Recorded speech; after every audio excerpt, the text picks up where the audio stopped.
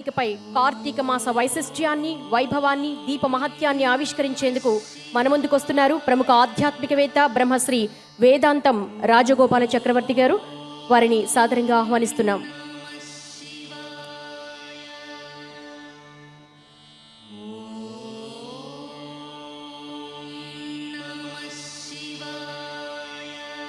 ఈరోజు సంకష్టహర చతుర్థిని పురస్కరించుకుని కాణిపాకం వరసిద్ధి వినాయక స్వామికి కళ్యాణ మహోత్సవాన్ని నిర్వహించుకుంటున్నాం. అలాగే భక్తులే స్వయంగా నిర్వహించుకునే విధంగా కోటి గరికలతో చౌకీల మీద విఘ్నేశ్వరుని ప్రతిమలను ఏర్పాటు చేయడం జరిగింది. అర్చక స్వామి సంకల్పం చెప్పిస్తారు, మీరే స్వయంగా పూజను నిర్వహించుకోవచ్చు. అలాగే అందరూ కూడా ముఖ్యంగా గుర్తుపెట్టుకోదగిన అంశం, దీపాలు వెలిగేటప్పుడు మహిళా భక్తులు జాగ్రత్తలు పాటించండి.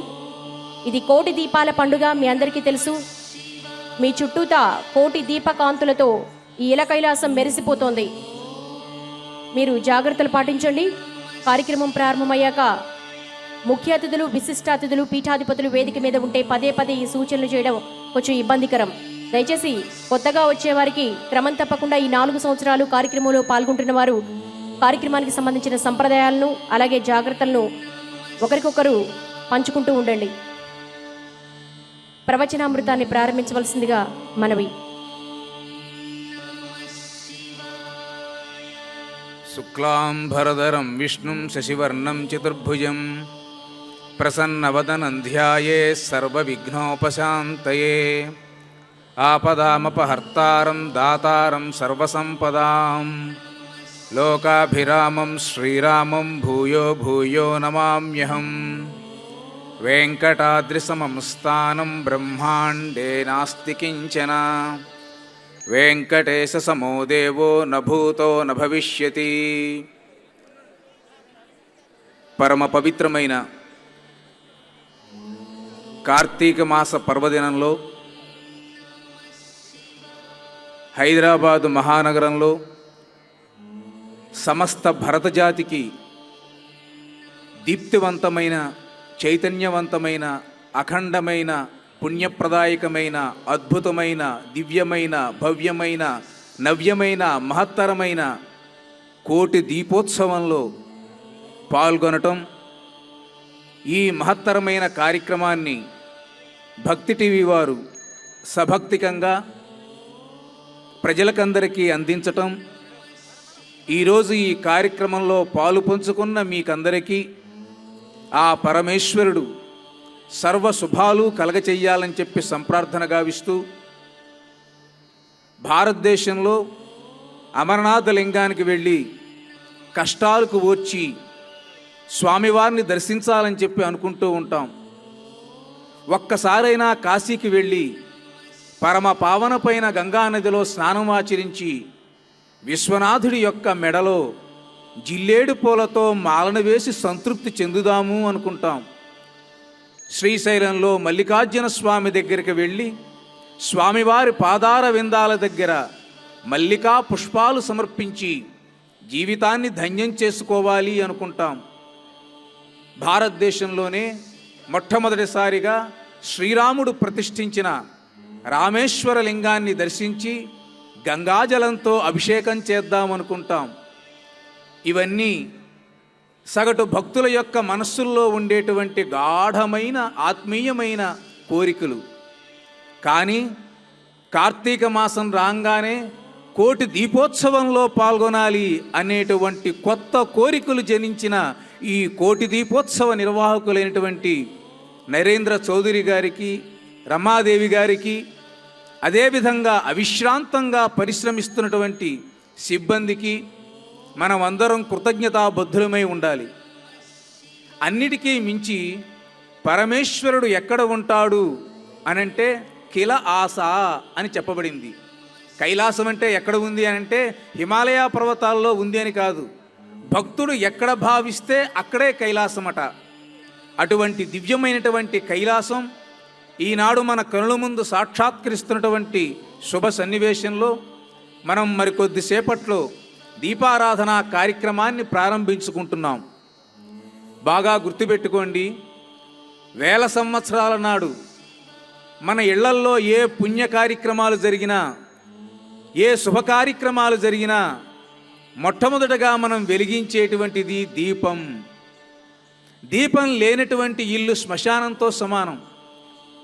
తెల్లవారే స్నానం చేసి ఇంట్లో ఉండేటువంటి మగవాళ్ళ కన్నా ముందుగా లేచి స్నానం చేసి బొట్టు పెట్టుకున్నటువంటి ఏ ఇల్లాలు ఉంటుందో అక్కడ లక్ష్మి ఉంటుంది. ఏ ఇంటి ముందర పసుపు పూసి గడప దగ్గర మామిడి తోరణం కట్టబడి ఉంటుందో అక్కడ లక్ష్మి ఉంటుంది. ఎక్కడైతే ప్రతిరోజు మహిళలు తమ పూజా మందిరంలో దీపాన్ని వెలిగిస్తారో అక్కడ లక్ష్మి ఉంటుంది. ప్రతిరోజు సాయంకాలం వేళ అస్తమిస్తున్న సూర్యుడిని చూచి నమస్కరించి తులసి చెట్టుకి నమస్కరించి తమ యొక్క పని కార్యక్రమాలలో ఉంటారో అక్కడ లక్ష్మి ఉంటుంది. కాబట్టి లక్ష్మి ఎక్కడ ఉంటుందనంటే డబ్బులో ఉండదు, నగలలో ఉండదు, మనం సంపాదించే ఆస్తిపాస్తుల్లో ఉండదు.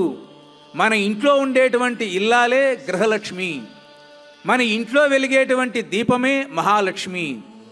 అలా ప్రతి ఇంటిలో దీపాన్ని వెలిగించి ప్రతి భక్తుని యొక్క హృదయంలో దీపాన్ని ప్రజ్వలింపచేసి ఈ భారత భూమిని ఒక అఖండ జ్యోతిగా వెలిగించటానికి అద్భుతమైనటువంటి ఉత్సవం ఈ కోటి దీపోత్సవం.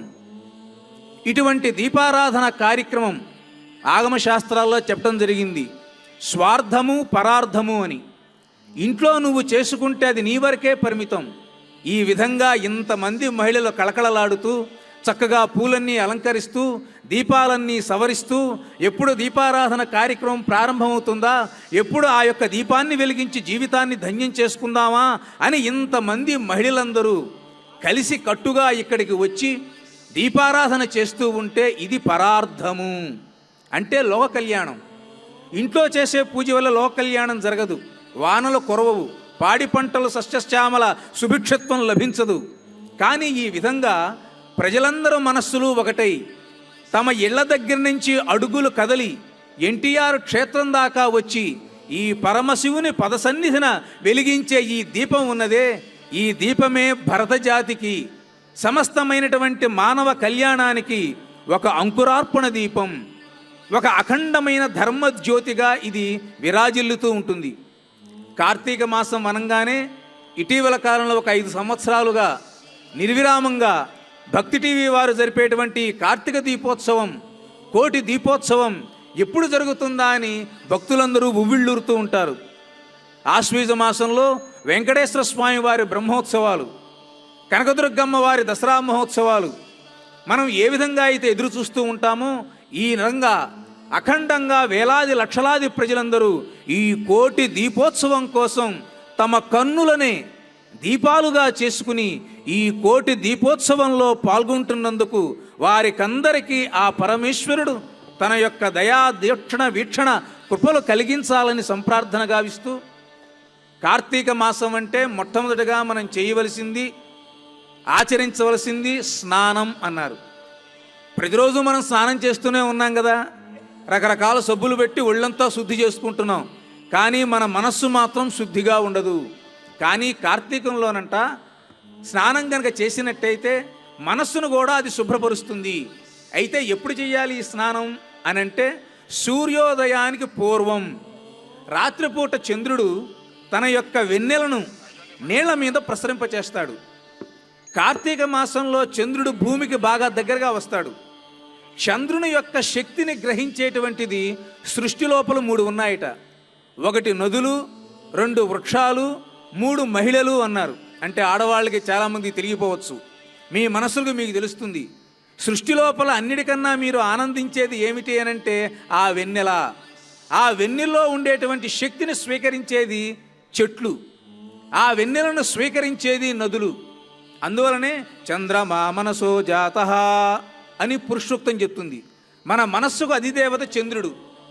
తల్లిని చంద్రస్వరూపంగా భావిస్తారు. ఎవరైతే తమ తల్లిని గాఢంగా భక్తిగా ఆరాధిస్తారో ఆ తల్లి చంద్రస్వరూపంగా ఉండి తన కుమారుల్ని కుమార్తెల్ని చల్లగా కాపాడుతుంది. కాబట్టి తల్లి చంద్రశక్తి, తండ్రి సూర్యశక్తి. ఇటువంటి చంద్రుడి యొక్క కిరణాల చేత తడపబడిన నీళ్లల్లో గనక కార్తీక మాసంలో సూర్యుడు ఉదయించక పూర్వం ఎవరైతే స్నానం చేస్తారో ఆ చంద్రశక్తి వల్ల వీళ్ళకి శారీరక ఆరోగ్యము, ధార్మిక బుద్ధి లభిస్తుంది. అయితే ఈ చంద్రుడి వెన్నెల ఎక్కడ పడుతుంది? సముద్రాలలో, లేకపోతే నదుల నీళ్లలో, చెరువుల్లో, బావుల్లో ఉంటుంది. ఇప్పుడు ఎక్కడున్నాయి? మనం ఎక్కడికి వెళ్ళి స్నానాలు చేస్తాం? అసలు నదులే ఎండిపోతున్నటువంటి కాలం. ఇటువంటి సమయంలో మరి కార్తీక మాసంలో స్నానం అంటే ఏమిటంటే, అవకాశం ఉంటే ఆరు బయట చంద్రుడి వెన్నెల పడే విధంగా నీళ్లు పెట్టుకుని తెల్లారే స్నానం చేయవచ్చు. లేదా సూర్యోదయాత్ పూర్వం మీ ఇళ్లల్లో ఏదైనా బకెట్ నీళ్ళు కానీ బింది నీళ్ళు కానీ ఉన్నట్టయితే దాంట్లో మీ హస్తాన్ని, కుడి హస్తాన్ని ఉంచి చంద్రాయ నమః అంటూ 11 సార్లు ఆ మంత్రాన్ని, లేక సోమాయ నమః అనేటువంటి మంత్రాన్ని స్మరిస్తూ ఎవరైతే ఆ నీళ్లను స్నానం చేస్తారో కార్తీక స్నాన ఫలం వారికి లభిస్తుంది. అయితే కార్తీక మాసంలో బాగా చలిచలిగా ఉంది, వేడి నీళ్లు పోసుకుందాం సోమాయ నమః అంటూ వేడి నీళ్ళు స్నానం చేయకూడదు, అది నిషిద్ధం. చేసిన పుణ్యం అంతా, స్నాన ఫలం అంతా పోతుంది. కాబట్టి కార్తీక మాసంలో గుర్తుంచుకోవలసింది, అవకాశం ఉంటే తప్పకుండా ఇళ్లల్లో మహిళలందరూ మీ ఇంట్లో పిల్లలకి, భర్తలకి అందరికీ చెప్పి సూర్యోదయానికి పూర్వమే మీరు స్నానం చేయించండి. ఎంతటి అద్భుతమైనటువంటి మానసిక వికాసము, ఆధ్యాత్మిక శక్తి లభిస్తుందో మీకు అర్థమవుతుంది. ఈ కార్తీక మాసం అంతా ఒక అద్భుతమైన చైతన్యంతో మీరు చాలా ఉల్లాసంగా ఉంటారు. అటువంటి అపూర్వమైన శక్తి ఈ కార్తీక మాసంలో ఉన్నది. కాబట్టే మన వాళ్ళందరూ కార్తీకంలో సూర్యుడు ఉదయించక పూర్వమే చక్కగా స్నానాలు చేయండి, ఆధ్యాత్మిక తత్వాన్ని పెంపొందించుకోండి అని చెప్తున్నారు. రెండవది దీపం. మరి కొద్దిసేపట్లో పీఠాధిపతుల దివ్య కరకమలాలతో వెలిగింపబడేటువంటి తొట్టితొలదు దీపం మనకందరికీ మార్గదర్శకం కాగా మనమందరం దీపారాధన కార్యక్రమాన్ని చేసుకోబోతున్నాం. కార్తీక మాసంలో ద్వితీయమైనది, అద్వితీయమైనది దీపము అన్నారు. ఆత్మ దీపోభవ, మన ఆత్మే దీపము. పుట్టిన దగ్గర నుంచి మరణించేంత వరకు మానవులందరూ తప్పనిసరిగా అగ్నిముఖైర్వా జలముఖైర్వా అన్నారు. అంటే అగ్నితో కానీ జలముతో కానీ మీరు గనక పూజా కార్యక్రమాలు ప్రారంభిస్తే అవన్నీ సఫలీకృతమై మీ ఇల్లంతా భోగభాగ్యాలతో వర్ధిల్లుతుంది. అది లేకపోవటం వలనే మన పిల్లలకి సరిగ్గా చదువులు రాక, వచ్చిన ఉద్యోగాలు రాక, ఉన్న ఆరోగ్యం కుదరక, కుదిరిన తల్లిదండ్రుల మాటలు వినక, విన్నా వాళ్ళ యొక్క జీవితం ఏంటో వాళ్ళు మలుచుకుంటూ ఒక చిత్ర విచిత్రమైన దుర్భర దౌర్భాగ్యహీన మాన జీర్ణ విశీర్ణమైనటువంటి జీవనాన్ని గడుపుతూ ఉన్నటువంటి ఇటువంటి దశలో మనల్ని అందరినీ నడిపించేటువంటిది ఏమిటయ్యా అంటే దీపము అన్నారు. ఆ సంప్రదాయం మనం నెలకొల్పాలి. ఇళ్లల్లో మీరు ఏ కార్యక్రమమైనా చేయండి. చూడండి, చక్కగా ఆడవాళ్ళందరూ కార్తీక మాసమే కాకుండా వైభవలక్ష్మి వ్రతం, శ్రావణ మాసంలో వరలక్ష్మి వ్రతం, వినాయక చవితి నాడు వినాయక స్వామి వ్రతం, ఇలా అనేక వ్రతాలు చేస్తూ ఉంటారు. అందులో మీరేం చేస్తారు? ఒక చక్కని కలశాన్ని పెట్టుకుని అందులో నీళ్లు పోసుకుని కొబ్బరికాయ పైన రవిగుడ్డ పెట్టి చక్కగా మంత్రాలతో, శ్లోకాలతో పూజ చేస్తారు. అంటే ఏమిటి? మీరు చేసేటువంటి వ్రతం సఫలం అవ్వాలంటే ఆ కలశంలో ఉండే దేవతల వల్ల, ఆ జలాల యొక్క ప్రోక్షణ వల్ల మీరు పవిత్రమవుతారు, మీ ఇల్లు పవిత్రమవుతుంది, మీ పూజ ఫలమిస్తుంది. అలా కాకుండా కొద్దిగా శక్తి కనుక ఉన్నట్లయితే, ఆ శక్తి ఉన్నట్లయితే అగ్నిపూర్వకంగా హోమం కనుక చేసుకున్నట్లయితే దానివల్ల ద్విగుణీకృతమైన ఫలం వస్తుంది అన్నారు. అటువంటి ద్విగుణీకృతమైన ఫలాన్ని అగ్నిముఖైర్వా అన్నారు. అయ్యా, మేము ఇళ్లలో యజ్ఞాలు ఎక్కడ చేస్తామండి, మాకు మంత్రాలు ఎక్కడ ఉన్నాయండి, హోమగుండాలు ఎక్కడ ఉన్నాయండి, మరి అగ్ని ద్వారా ఆరాధిస్తే చాలా మంచిదంటారు, మరి ఇంకేం లేదా అవకాశం అంటే దానినే దీపము అన్నారు. ఎవరి ఇళ్లల్లో గనక ఉదయమే చక్కగా దీపాన్ని వెలిగిస్తారో, ఎవరైతే సాయంకాలం వేళ దీపాన్ని వెలిగిస్తారో వాళ్ళ ఇల్లు సర్వ సౌభాగ్యాలతో వర్ధిల్లుతుంది. కాబట్టి కార్తీక మాసంలో పరమేశ్వరుడికి ప్రీత్యర్థంగా ఒకానొకప్పుడు కైలాసంలో పార్వతీ అమ్మవారు శివుడు రాక్షసులను సంహరించి తిరిగి కైలాసానికి వస్తూ ఉంటే ఆవిడ ఆనందంతో ఆ పరమేశ్వరునికి ఎదురుగా వచ్చి దీపాలతో చక్కగా హారతిచ్చి కైలాసమంతా దీపాలు వెలిగించిందట. ఎప్పుడో పూర్వయుగాలలో కార్తీక మాసంలో. అదిగో ఆ పార్వతీదేవి వెలిగించిన మొట్టమొదటి దీపం ఏ కైలాస పర్వతంలో ఉన్నదో కొన్ని యుగాలుగా, తరతరాలుగా కోట్లాది మంది భక్తులు అవన్నీ పెట్టుకుంటూ వస్తున్నారు. మరల ఈనాడు సాక్షాత్తు కైలాసాన్ని తల్పించేటువంటి ఈ కోటి దీపోత్సవ కైలాస పర్వతం ముందర ప్రతి భక్తురాలు ఒక పార్వతీదేవిగా మారి ఆ పరమేశ్వరుడికి పెట్టేటువంటి దీపమే ఈ కోటి దీప మహోత్సవం. కాబట్టి మీరందరూ తల్లులు, పార్వతీ మాతలు, అలా మీరు సంభావన చేసుకోండి. ఎప్పుడైనా సరే పుణ్య కార్యక్రమాలు మీరు చేసేటప్పుడు నేను పాపాత్మురాలని, నేను పాపిని, నా పాపాలన్నీ పోవాలి, తెలిసి తెలియక దోషాలన్నీ పోవాలి అనుకోవద్దు. అదంతా తర్వాత.